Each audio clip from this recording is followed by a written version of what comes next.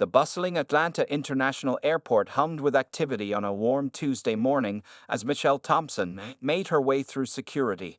At 35, she carried herself with quiet confidence, her designer briefcase containing important documents for tomorrow's major court case in Los Angeles.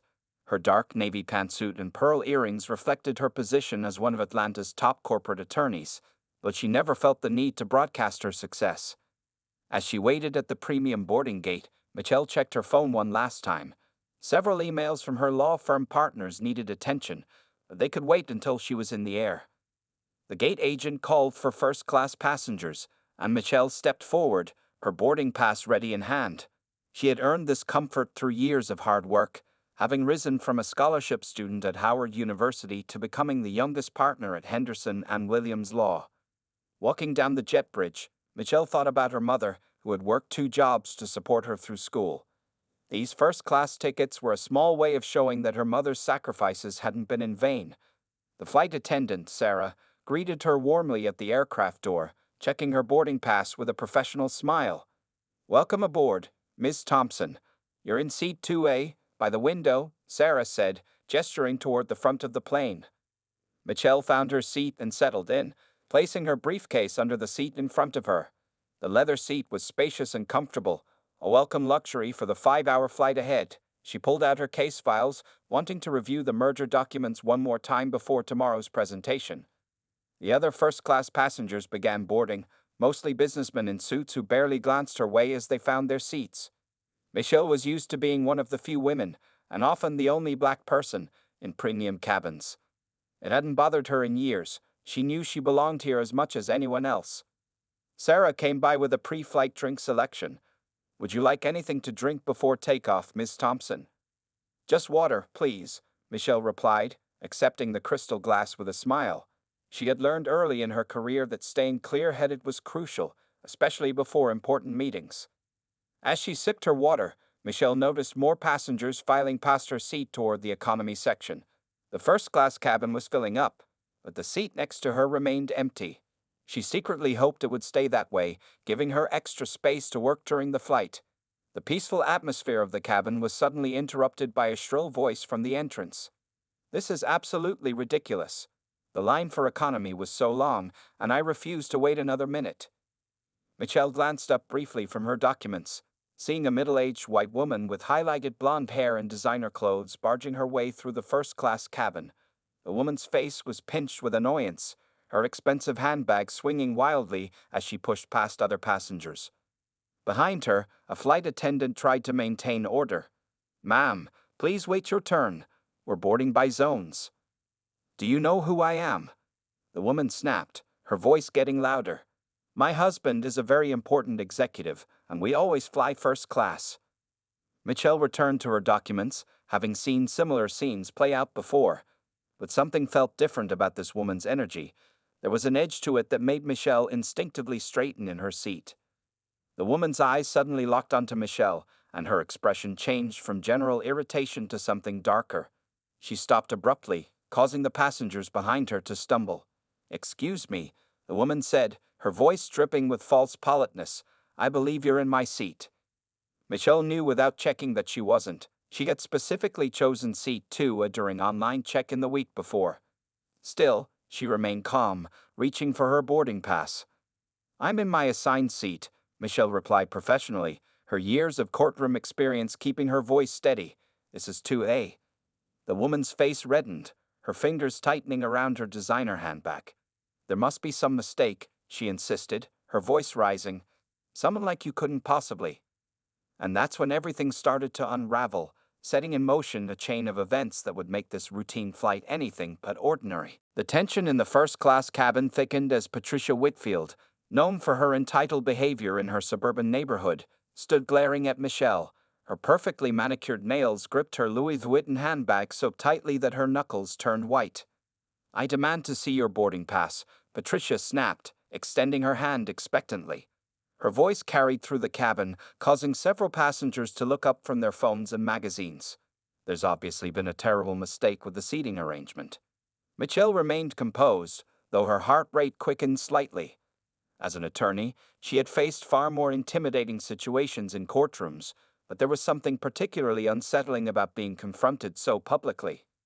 Sarah, the flight attendant, quickly approached the situation. She had witnessed similar scenarios before and recognized the brewing conflict. "Ma'am, may I see your boarding pass, please?" she asked Patricia professionally. "This is outrageous," Patricia declared, fumbling through her bag.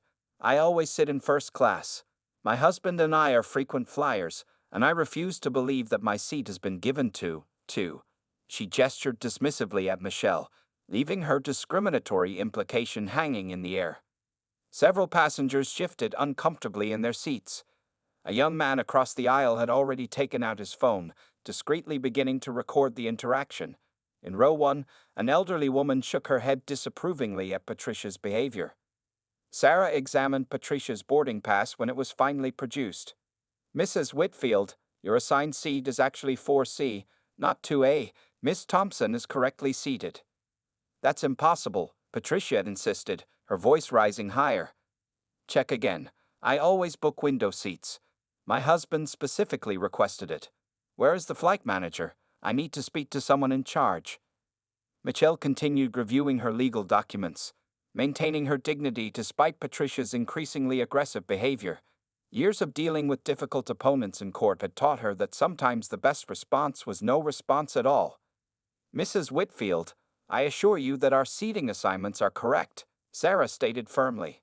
"Now, if you could please move to your assigned seat, we need to complete boarding." "I will not," Patricia declared, planting herself firmly in the aisle. "This is discrimination against paying customers. Do you know how much money my husband and I spend with this airline?" The line of passengers waiting to board had grown longer, and murmurs of discontent were spreading through the cabin. A second flight attendant, Michael, came forward to assist with the situation. "Is there a problem here?" he asked, though the answer was obvious to everyone watching. "Yes, there's a problem," Patricia nearly shouted. "I need to speak to someone who can fix this seating mistake immediately, and I want her credentials verified." She pointed accusingly at Michelle.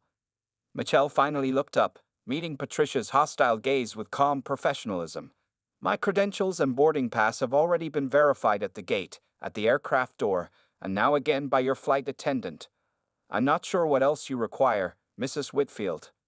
Patricia's face flushed an even deeper shade of red. "Well, I've never. I'm calling my husband right now. He's boarding soon, and he'll straighten this out. He knows people in this airline's corporate office." She fumbled with her phone, angrily punching numbers while continuing to block the aisle. Other passengers were now openly recording the scene, and someone in economy could be heard saying, "Another Karen making a scene." Sarah and Michael exchanged glances, silently communicating their next steps if the situation continued to escalate. They had been trained for these scenarios but hoped it wouldn't come to removing a passenger from the flight.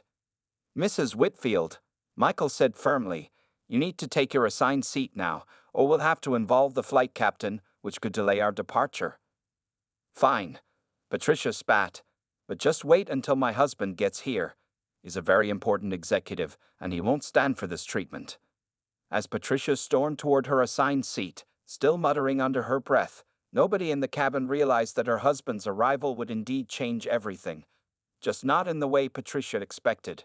The real shock was only moments away from boarding the plane. James Whitfield walked down the jet bridge, checking his phone one last time before boarding.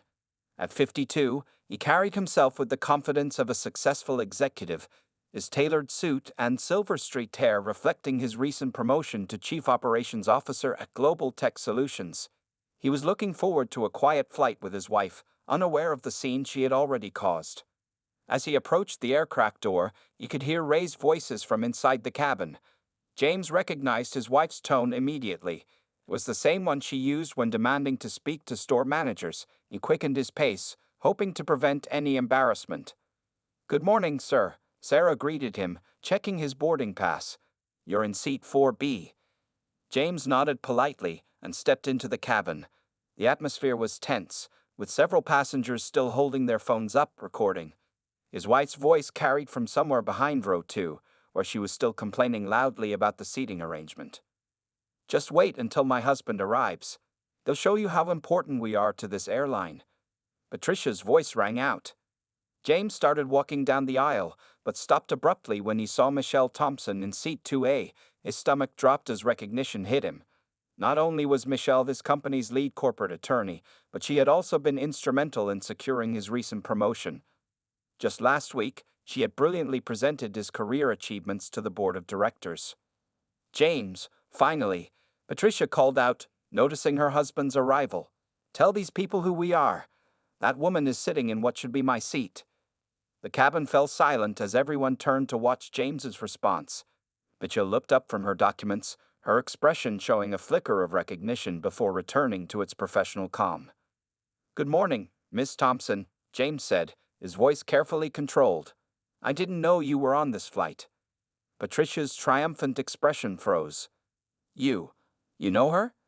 "Yes, dear," James replied, feeling the weight of dozens of eyes on him. "Miss Thompson is the lead corporate attorney for our company. She's the one who presented my promotion case to the board last week." The silence in the cabin grew deeper. Someone in row 3 whispered, "Oh snap," while Patricia's face went from red to pale in seconds. But, Patricia stammered, her earlier confidence evaporating. "You mean she's one of the most respected lawyers in corporate law?" "Yes," James finished for her. "And a board member who voted unanimously for my promotion." He turned to Michelle. "I apologize for any disturbance, Ms. Thompson. I hope this hasn't affected your preparation for tomorrow's merger meeting." Michelle nodded graciously. "No apology necessary, Mr. Whitfield. I'm sure it was just a misunderstanding." Patricia stood frozen in the aisle, her designer handbag hanging limply at her side. The reality of her behavior and its potential consequences for her husband's career was beginning to sink in. "Patricia," James said quietly but firmly, "let's take our assigned seats. We're delaying the flight." Other passengers watched with barely concealed satisfaction as Patricia meekly followed her husband to their seats in row 4. The phones recording the incident slowly lowered, though several people were already typing rapidly, no doubt sharing the story on social media. Sarah moved efficiently through the cabin, helping other passengers settle in and trying to restore normalcy. "We'll be taking off shortly. Everyone, please ensure your seats are in the upright position." From her seat, Michelle could hear Patricia's whispered, panicked questions to her husband. "Why didn't you tell me? How long has she been with the company? James, what if she tells the board about this?" James's responses were too quiet to hear, but his stiff posture spoke volumes about his discomfort. The other passengers gradually returned to their pre-flight routines, though occasional glances were still thrown toward both Michelle and the Whitfields. As the plane began its final preparations for takeoff, Michelle returned to her case files, but not before noticing several notifications popping up on her phone. The incident was already spreading across social media platforms, and her colleagues were beginning to text her about it. This flight had just become more interesting than any of her recent court cases. The aircraft reached cruising altitude, and the seatbelt signs dimmed with a soft ding. In the first-class cabin, tension still lingered like a heavy cloud. The initial confrontation had settled into an uncomfortable silence, broken only by the gentle hum of the engines and occasional clink of ice in drinking glasses. Patricia Whitfield sat rigidly in her middle seat, her face a mix of embarrassment and lingering indignation. She kept stealing glances at Michelle, who continued working on her legal documents in seat 2A. Every few minutes, Patricia would lean over to whisper urgently to her husband. "James, you have to do something," she hissed, gripping his arm. "This is going to look terrible. What if she reports this to Human Resources?" James loosened his tie slightly, feeling the stress of the situation. "Patricia, please keep your voice down. You've already created enough of a scene." 2 rows ahead, Michelle maintained her composure while reviewing merger documents, though she couldn't help overhearing snippets of their conversation. The young man across the aisle, who had recorded the earlier incident, was now editing the video on his phone. Sarah approached the Whitfields with the drink cart. "Would you care for anything to drink?" she asked professionally, though her tone was notably cooler than usual. "Just water?" Patricia mumbled, avoiding eye contact. James ordered a scotch, something he rarely did during flights. The cabin settled into an uneasy rhythm, but the peace was short-lived. Patricia, unable to contain herself any longer, suddenly stood up. "I need to fix this," she declared, ignoring her husband's attempt to grab her arm. "Patricia, sit down," James warned, but she was already moving toward Michelle's seat. The other passengers looked up, phones ready for what seemed to be round two of the drama. Michelle sensed someone approaching and glanced up from her work. "Miss Thompson," Patricia began, her voice strained with forced politeness, "I feel I should explain myself." Michelle raised an eyebrow but remained silent, waiting. "You see, I always book window seats because of my anxiety," Patricia continued, her words tumbling out rapidly. "And when I saw you there, I just assumed. I didn't realize. What I'm trying to say is—" "Mrs. Whitfield," Michelle interrupted calmly, "I believe you're required to remain seated during the flight, unless visiting the lavatory." Sarah appeared almost instantly. "Ma'am, please return to your seat. We're expecting some turbulence soon." James, watching this exchange with growing horror, finally stood up. "Patricia, that's enough. Come back to your seat right now." But Patricia, perhaps feeling trapped by her own actions, made a fatal mistake. "I just don't understand why you people always have to make everything about race," she blurted out, loud enough for the entire cabin to hear. The collective gasp from other passengers was audible. Several phones were recording again, and someone in row 5 muttered, "Oh my God, she really just said that." James practically jumped from his seat, his face ashen. "Patricia, stop talking immediately." Michelle slowly closed her laptop and turned to face Patricia fully. Her voice, when she spoke, was measured and clear. "Mrs. Whitfield, let me be very direct. As a board member of Global Tech Solutions and your husband's superior, I'm going to pretend I didn't hear that last comment. However, if you continue this behavior, I will be forced to document this incident in detail for our HR department." Patricia's face went completely white. She swayed slightly, and Sarah quickly grabbed her arm to steady her. "Back to your seat, Mrs. Whitfield," Sarah said firmly, guiding the now silent woman back to row 4. James remained standing, looking torn between returning to his seat and attempting to apologize to Michelle. The decision was made for him when the captain's voice came over the intercom announcing upcoming turbulence. As the seatbelt signs illuminated again, the first-class cabin buzzed with whispered conversations and the sound of messages being sent. The video of Patricia's second outburst was already being uploaded to various social media platforms, and the hashtag first-class Karen was gaining traction. Michelle returned to her work, but not before sending a quick email to her assistant. "Schedule an emergency meeting with HR for tomorrow afternoon. Subject: Workplace culture and diversity training." 2 hours into the flight, the tension in first class had evolved into something even more uncomfortable. The flight attendants had served lunch, though Patricia barely touched her grilled chicken, pushing it around her plate while shooting anxious glances toward the front of the cabin. James Whitfield sat beside her, his partially eaten meal forgotten as he typed frantically on his phone, trying to get ahead of the social media storm. The videos of his wife's outbursts had already gone viral, with hashtag #FirstClassKaren trending nationwide. His company's PR department had sent 3 urgent messages in the last hour. "I can't believe this is happening," Patricia whispered, her voice trembling. "James, do something. You're an executive. Can't you have those videos taken down?" James set his phone down and turned to his wife, his voice low but intense. "Patricia, you don't understand the severity of this situation. Miss Thompson isn't just any corporate attorney. She's one of the most influential people in our company. But surely—" "No," James cut her off.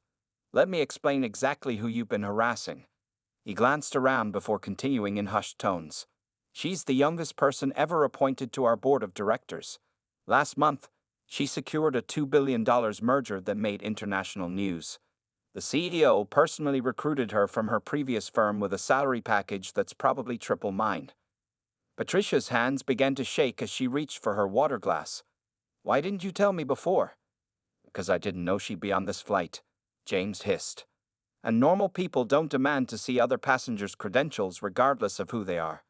Several rows ahead, Michelle was engaged in a quiet conversation with Sarah, who had discreetly informed her that multiple passengers had submitted formal complaints about Patricia's behavior to the airline's customer service. "We've already forwarded the incidents to our corporate office," Sarah explained softly. "Would you like to file a complaint as well, Ms. Thompson?" Michelle considered for a moment. Not at this time, thank you. I believe this situation might require a different approach. Just then, James finally gathered his courage and stood up. He straightened his tie and walked toward Michelle's seat, ignoring his wife's desperate attempt to stop him. "Miss Thompson," he said, his voice steady despite his obvious discomfort. "May I have a moment of your time?" Michelle gestured to the empty seat beside her, and James sat down, very aware of the other passengers watching intently. "First, I want to apologize unreservedly for my wife's behavior," he began. "It was completely unacceptable, and I take full responsibility for not intervening sooner." Michelle turned slightly to face him. "Mr. Whitfield, your wife's actions are her own. However, as you're aware, this incident reflects poorly on our company's values of diversity and inclusion." James nodded, sweat beading on his forehead. "I understand completely. If there's anything I can do to make this right." "Actually," Michelle replied, reaching for her laptop, "there is. I've been working on a new company-wide initiative for diversity training and cultural sensitivity. Perhaps you'd like to be one of the first executives to champion this program." The relief on James's face was visible. "Of course, absolutely. I'd be honored to help lead that initiative." From her seat, Patricia watched this exchange with growing horror as she realized the full implications. Her husband wasn't just apologizing, he was negotiating to save his career. "One more thing," Michelle added, just loud enough for Patricia to hear. "The program will include family members of executive staff. We believe creating an inclusive environment extends beyond the workplace." James nodded quickly. "My wife will be happy to participate. Won't you, Patricia?" he called back to her. Patricia, now slumped in her seat, managed a weak nod as other passengers tried to hide their satisfied smirks.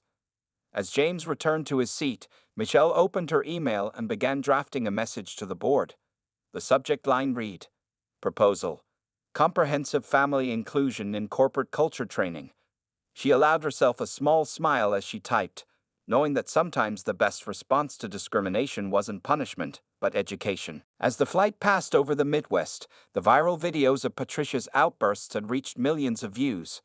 The first-class cabin had transformed into an unofficial newsroom, with passengers discreetly sharing updates about the growing social media storm on their phones.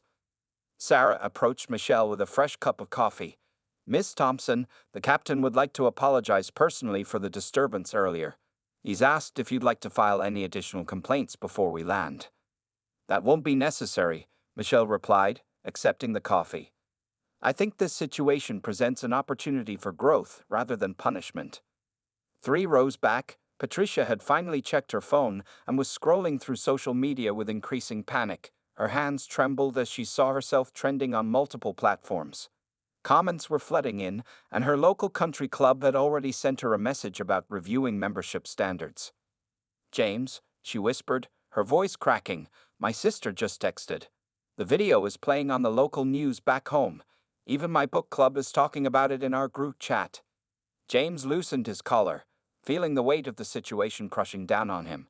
His phone buzzed with another message from the company's PR department. "Emergency board meeting scheduled for tomorrow morning. Topic: Public response to viral incident." At that moment, the senior flight attendant, Michael, approached their row. "Mr. and Mrs. Whitfield, several passengers have requested to be seated away from you for the remainder of the flight. While we can't accommodate all these requests in first class, we wanted to inform you of the situation." Patricia's face crumpled. She grabbed her designer handbag and rushed to the first-class lavatory, barely making it before bursting into tears. The sound of her sobs carried through the thin door, causing several passengers to exchange knowing looks. James sat alone, staring at his laptop screen where emails from colleagues continued to pour in. One message from his direct supervisor caught his eye. "James, the board is particularly concerned about how this incident might affect our upcoming diversity initiatives. Ms. Thompson's involvement makes this especially sensitive." Michelle, meanwhile, had received dozens of supportive messages from fellow attorneys and civil rights activists. Several major news networks had already requested interviews, but she had declined them all. Instead, she focused on drafting a proposal for a new corporate training program. After 15 minutes, Patricia emerged from the lavatory, her expensive makeup streaked with tears. As she walked back to her seat, She paused briefly beside Michelle's row. "Miss Thompson," she began, her voice barely above a whisper. I need to." But before she could finish, turbulence shook the aircraft, forcing her to grab the nearest seat for balance. The captain's voice came over the intercom. "Ladies and gentlemen, please return to your seats and fasten your seatbelts." Sarah appeared immediately. "Mrs. Whitfield, you need to return to your seat now." As Patricia turned to leave, Michelle spoke up. "Mrs. Whitfield, I'll be leading a workshop next month on unconscious bias and its impact on corporate culture. I think you and your husband might find it valuable." The other passengers watched this exchange intently, phone still recording. Patricia nodded quickly and hurried back to her seat, where James was already scheduling the workshop in his calendar. "The damage control will take months," he muttered, more to himself than to his wife. "Years of building my career, and in one flight." Sarah made another pass through the cabin, ensuring all seatbelts were fastened. She paused briefly beside Michelle. "Miss Thompson, we've received word that there will be media at LAX when we land. Would you like to arrange for private escort service through the terminal?" Michelle shook her head. "No need. I think this incident has already gotten more attention than it deserves."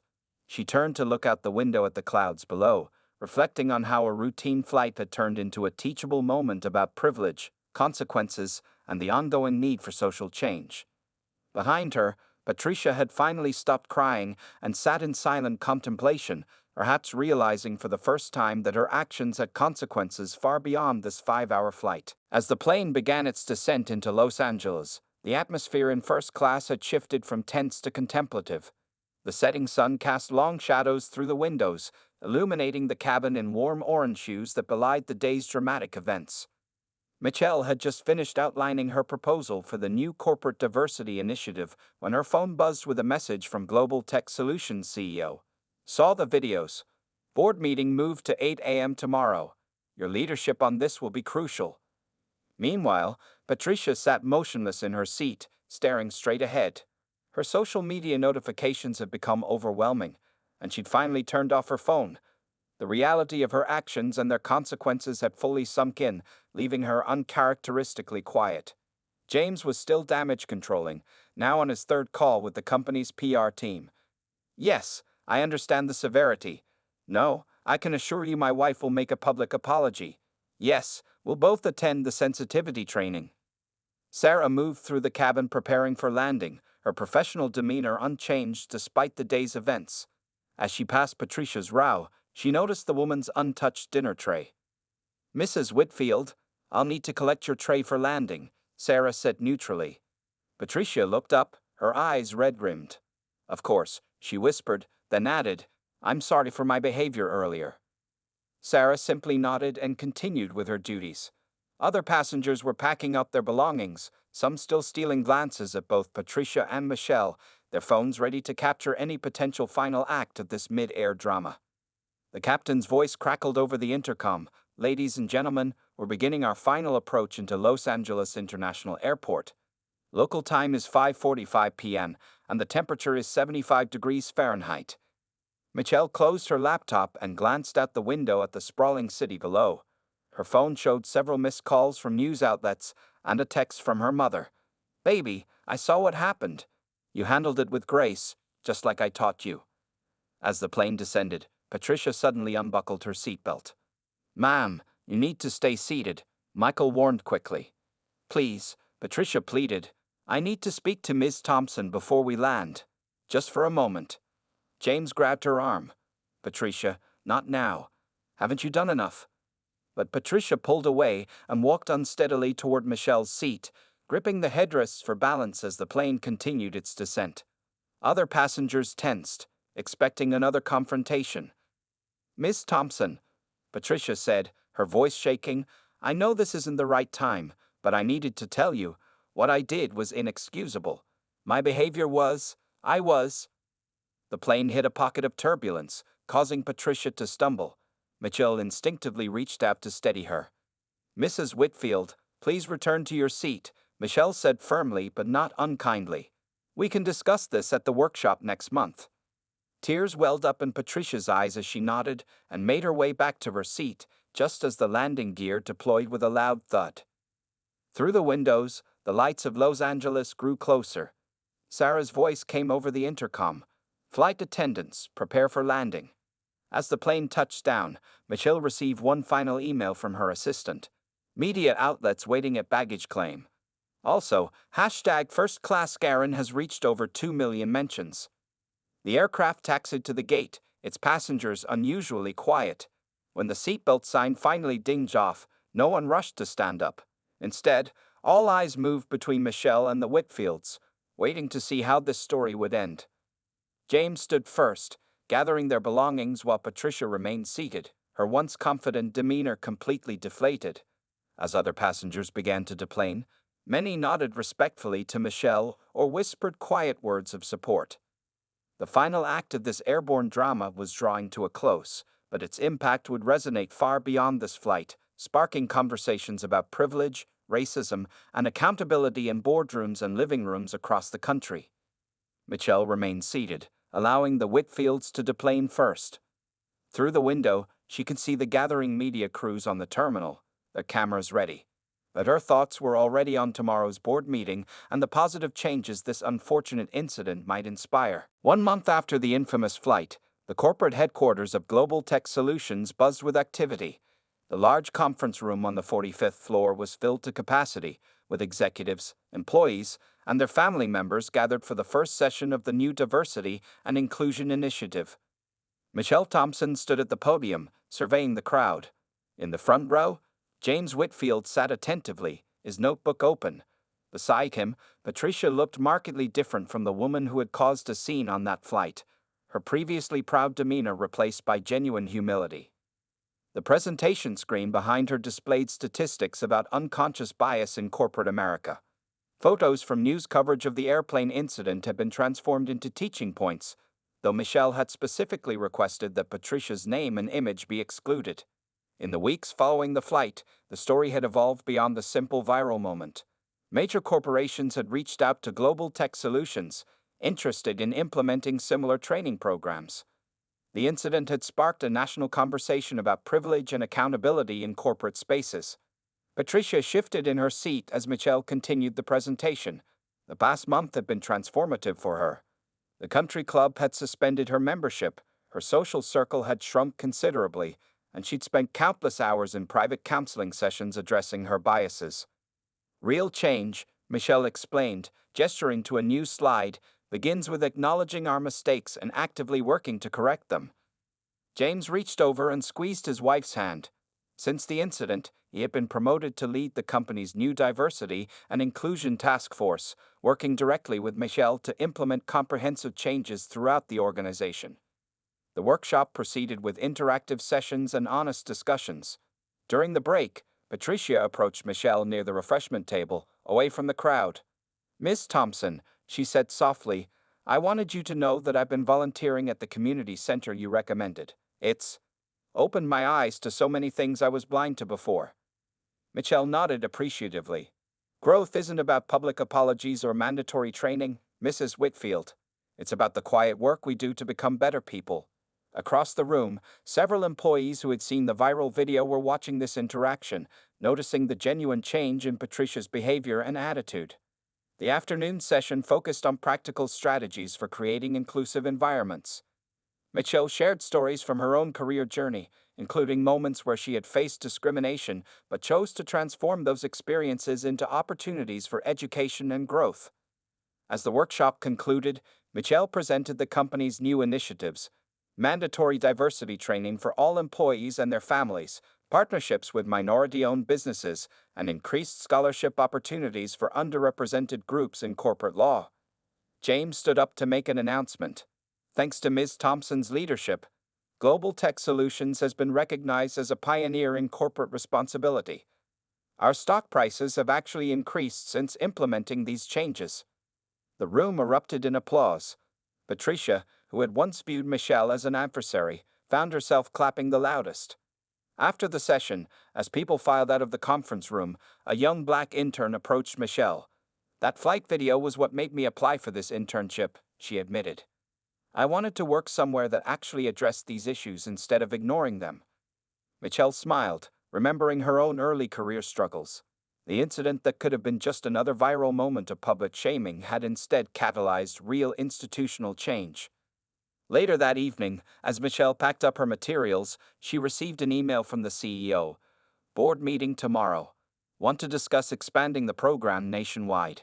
Your approach to turning that difficult situation into positive change has become a model for other companies. She glanced out the office window at the setting sun, thinking about that flight that had changed so many lives. On her desk sat a handwritten note from Patricia. Thank you for showing me a better way forward. The viral video had faded from social media, but its impact continued to ripple through corporate America. Michelle had proven that sometimes the most powerful response to discrimination isn't punishment or public shame, but creating opportunities for education, growth, and lasting change. As she turned off her office lights, Michelle smiled, knowing that tomorrow would bring new challenges and new opportunities to bridge divides and build understanding, one person at a time.